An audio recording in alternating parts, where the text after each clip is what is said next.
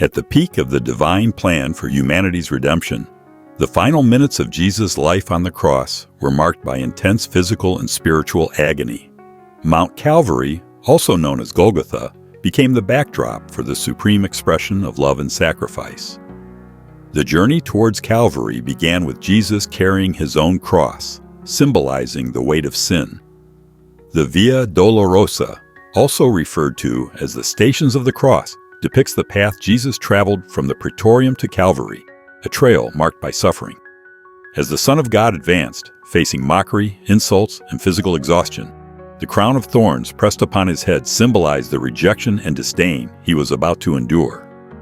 Nailed to the cross, Jesus' agony reached a new level with his wrists and feet pierced by nails, physical witnesses to the price he was willing to pay. The weight of his suspended body on the cross increased respiratory difficulty, turning each breath into a struggle.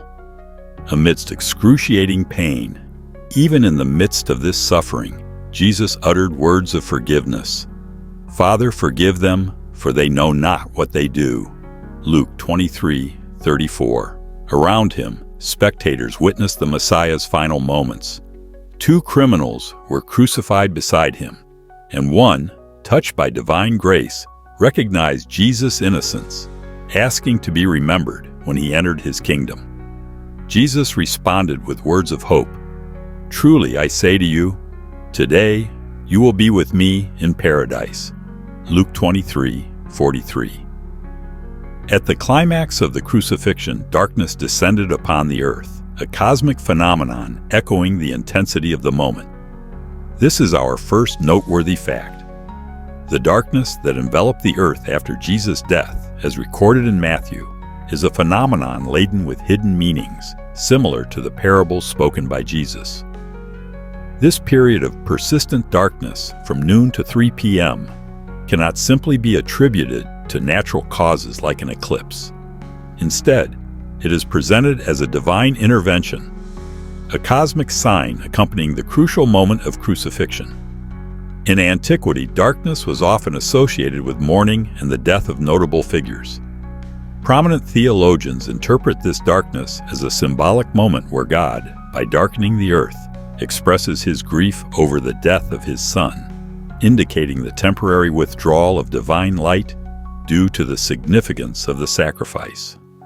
This intense darkness during the day is undoubtedly a sign of divine judgment on Jesus' death, an idea reinforced and in line with Old Testament prophecies such as Amos 8:9, which mentions that God would make the sun go down at noon. This prophetic realization highlights the validation of scriptures and divine sovereignty. It was during this darkness that Jesus cried out in a loud voice, my God, why have you forsaken me?" Matthew 27:46. These words confirmed the fulfillment of the scriptures and revealed the burden he carried in taking on the sins of the world. The culminating moment approached as Jesus proclaimed, "It is finished," John 19:30. At that instant, he yielded his spirit. The earth trembled with an earthquake, rocks split, and tombs opened. Here occurs the second event of cosmically transcendent magnitude, impacting not only spiritually, but also in nature itself. As recorded in Matthew 27:51, the earth trembled and the rocks split at the moment of Jesus' death. This earthquake was not merely a geological phenomenon. It was a response from creation itself to the crucifixion of the Son of God. The rocks, symbols of the solidity and stability of the earth, shattered in the face of this divine event, bearing witness to the gravity of the sacrifice taking place. The described earthquake led to another majestic occurrence. It is crucial to note that the region of Palestine, due to its geological characteristics, is situated on an extensive seismic fault. The rock tremors and tectonic plate movements caused damage to tombs originally constructed in stone. As a result, the tombs were opened, and several bodies of saints, righteous individuals who had passed away, were resurrected. These saints who had departed emerged from the tombs after Jesus' resurrection and appeared to many people in the sacred city of Jerusalem. This resurrection of the saints is one of the most remarkable and singular events recorded in the crucifixion narrative. The earthquake, the opening of the tombs, and the resurrection of these saints are directly attributed to divine intervention. The resurrected saints became a visible representation of Jesus' victory over the dominion of death, foreshadowing what was to come for all who placed their faith in him. The term holy people likely refers to pious figures from the Old Testament, such as heroes and martyrs from the history of Israel, intentionally chosen to miraculously witness these events. Their notable appearance in the holy city not only reinforces the significance of Jesus' sacrifice on the cross, but also effectively highlights his triumph over the power of death. This extraordinary event finds explanation in the teachings of Paul, as mentioned in 1 Corinthians 15:20-23. Paul emphasizes Christ's resurrection as the first fruits of the dead, indicating that just as Christ was resurrected, those who belong to him will also be resurrected, each in their order. In the Gospel of Matthew chapter 27:50-51, the narrative meticulously describes an impactful moment. A notable phrase stands out. Jesus, crying out again with a loud voice, yielded up his spirit. And behold, the curtain of the temple was torn in two, from top to bottom, and the earth shook, and the rocks were split. It is relevant to emphasize this grand event. In the temples of that time, there was a veil that separated the sacred area of the temple from the most sacred part known as the Holy of Holies.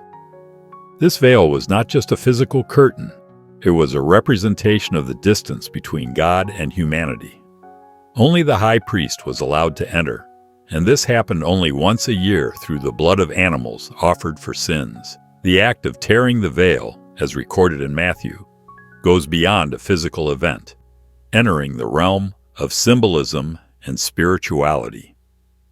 The tearing of the veil symbolizes the removal of the barrier between God and people through the sacrifice of Jesus on the cross.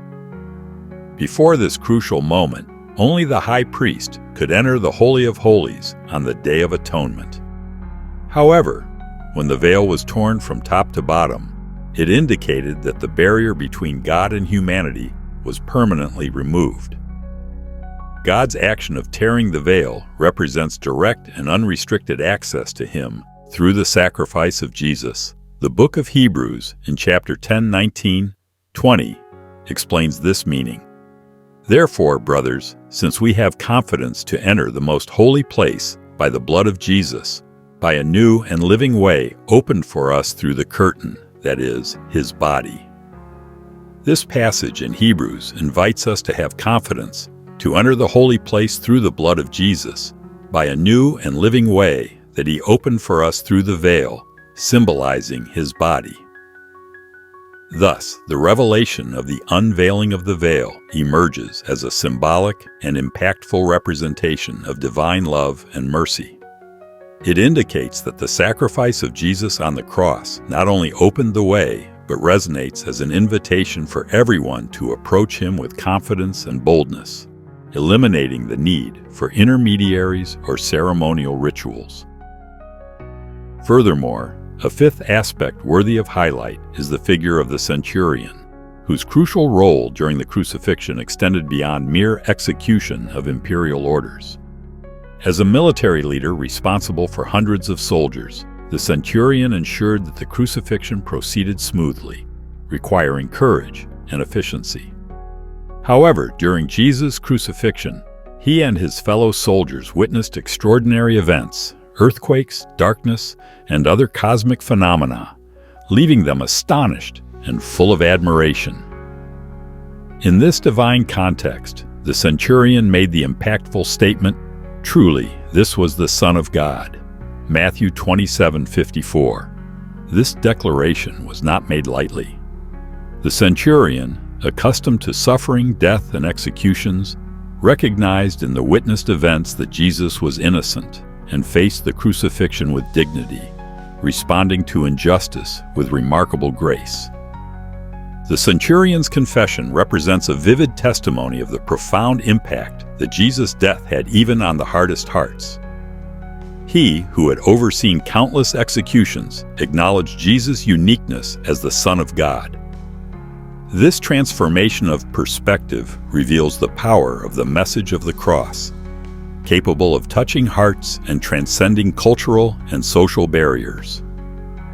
The Roman centurion inadvertently became a significant character in the chain of witnesses proclaiming the truth about Jesus as the awaited Messiah. I hope you enjoy the reflection provided in this video. If you've made it this far, a similar video suggestion will appear on your screen. Click to watch and delve even deeper into the biblical stories. Thank you for your attention, and may everyone remain under God's grace. See you soon.